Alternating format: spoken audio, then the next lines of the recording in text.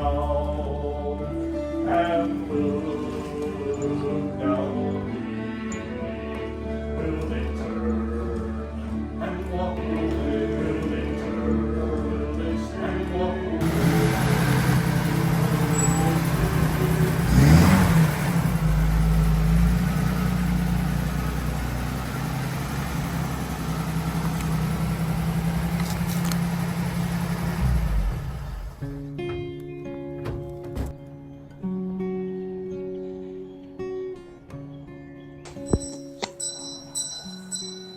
My name is Paul Gilligan. I'm owner of this general store in Burkittsville.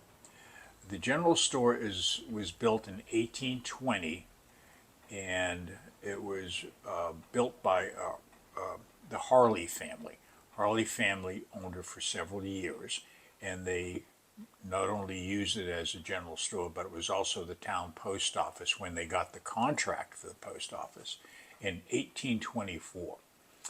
The building will have a long history. Now, it is the oldest operating store in the state of Maryland. It is over 200 years old, and it still has its trader's license and operating, so it's a real general store. Its prominence is in the town of Burkittsville is the fact that it's the last general store out of originally 4 to 5 general stores in the town. In 1860, when the Civil War rolled through here, this store was operating by Manassas Grove. And Manassas Grove was actually a prominent businessman who eventually started an international company that exists today as the Grove Lime Company.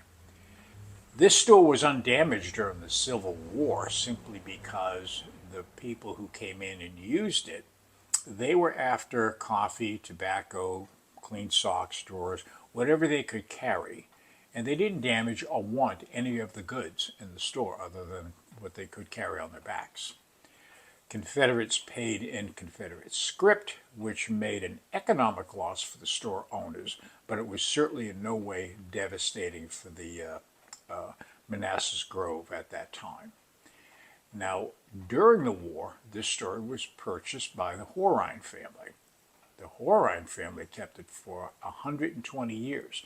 That actually explains its lack of change in the store. When you come into this store, you're looking at the store that they bought in the 1860s. And that's part and parcel to its appearance of originality, because it is in fact the store that existed at that time. So it makes it interesting when you come into a store in a rural area. You find that the store has not changed, and it has a certain aura to it. What you're looking at is very much part of the store, and many of the items do date back to that.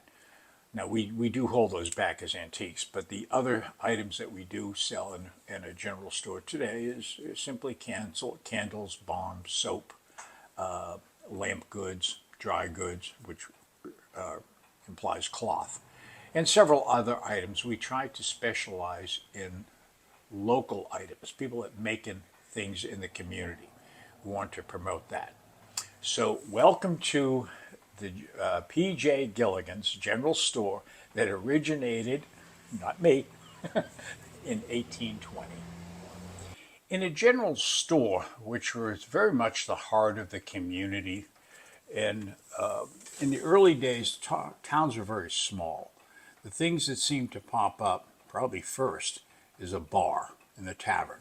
Those are your first commercial entities. Later on, the general store became the center for mercantilism in a rural community. The farms needed their goods, their household goods, their pots and pans, the cloth, whatever is needed for the household, you got from the general store. Later on, the churches, which seems to be a mark of small towns. They always had more, 1, 2, 3 churches, which is very typical for Burkittsville, by the way. And so the general store, of which there were 4 or 5 in this town, all operated well off. Now, they had a captive audience because if you lived here, there was no other place to go. And it would be a day's ride to get to anywhere else. So the general stores did rather well for themselves. This being a general store, large compared to the others, specializes in household goods, cloth, and any other notion that would be used in the farms. They could get feed and some hardware ordered through the stores. It's very much like you would actually see its operation in even as much as a Walmart today. But they were small stores that had specialty items. Now, there were a lot of popular items that the farmers need. I'll tell you one that is in particular kind of curious, but you can understand why it would be very popular, is the sewing machine. Now, as an example, the sewing machine became in production by the 1850s. Example, this is a Wilcox and Gibbs sewing machine available in the 1860s, even during the Civil War. It's an American company from the 1856. This is an example of a domestic sewing machine. Now, this is particularly a desk model. Americans love the treadles, and so they had the standing model. This particular one is actually something that was popular in Europe at the time. But I'm giving you this as an example of a domestic sewing machine of which the patent is still used today in certain industries. And you would think things are arcane. The however is this is a single source sewing machine of which is still used today. And its connection today is the fact that it's used in dog food bags, in sail making, and flag making. And it's called a looping machine. So it has a certain, the past is not entirely in the past all the time. There's always threads that come into the future. And we have several models of not only the Wilcox and Gibbs, but also the Howe. Now, a lot of people may not recognize Howe, but Howe invented the sewing machine in New England. And once that patent was made, everyone started to take it as quickly as they could, but which included Singer. Singer was a production, but not the inventor of the sewing machine.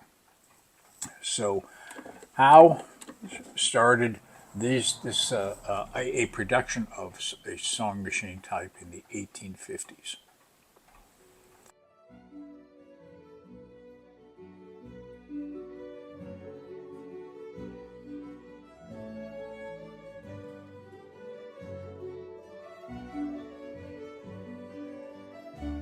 A place is linked to a birth. The collection of things is what we carry inside our soul. And in the depths of the soul, we find our heritage made up of whispers from the past, like spirits, engraved footprints in this vast and assiduous present, where every single thing is forgotten after a few minutes. Values and traditions are like elements. Fire, earth, water, and air. These are the legacy that Mother Nature grants in all its constant form over time. And it is in this place that between shadows and will-o-wisps, stories are reborn that represents the first needs of men and women who have left their breath, their whisper over the centuries. Another item that's popular in a general store, and it was a high-end item for something in a rural community, but it gained popularity very quickly. Clocks have been around for a long time, but they miniaturized the clock, obviously, into the watch. Now, it became popular in the 1850s that when the watches became cheaper, the farmers could afford them. They would be only $1, $2, $3 for a watch. Not the case today. An example would be a size 18. This is referred to the size 18 pocket watch that was very desirable among farmers. They, for some reason, decided to neither know the time of the day, when to come and go. Now this happens to be, I believe, an Elgin. No, it's an Illinois watch, and this would be a typical watch of the period. And you would think, well, that's a classy looking item, but they are kind of functionally useless today because everyone carries, believe it or not, a pocket watch, and it's called their camera. So no one needs a simple mechanism that you can't do anything else with other than tell you the time of day. But they're fascinating in that they are very historic and typical of a period. Now, when these watches during the Civil War were being made, they're very, very high quality mechanical items. If you look inside of these things, you realize how delicate and yet remarkably sturdy at the same time. These are called key wind key set watches, and pocket watches all required a key to operate. You would set the time with it on the face and you would wind the watch. Typically, tobacco was a product that was also sold in general stores.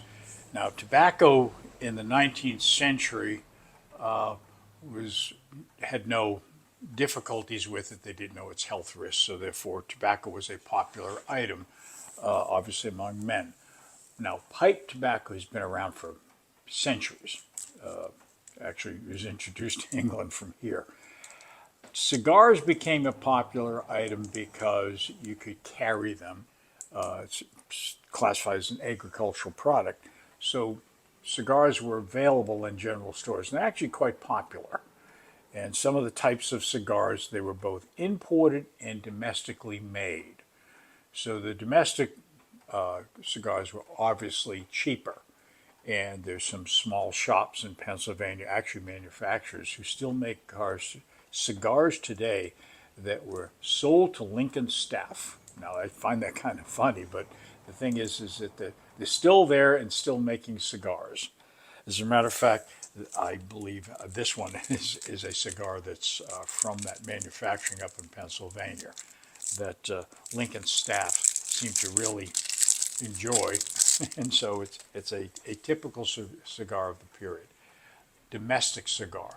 The import cigars from Cuba were in fact available, but not widely popular because of their expense.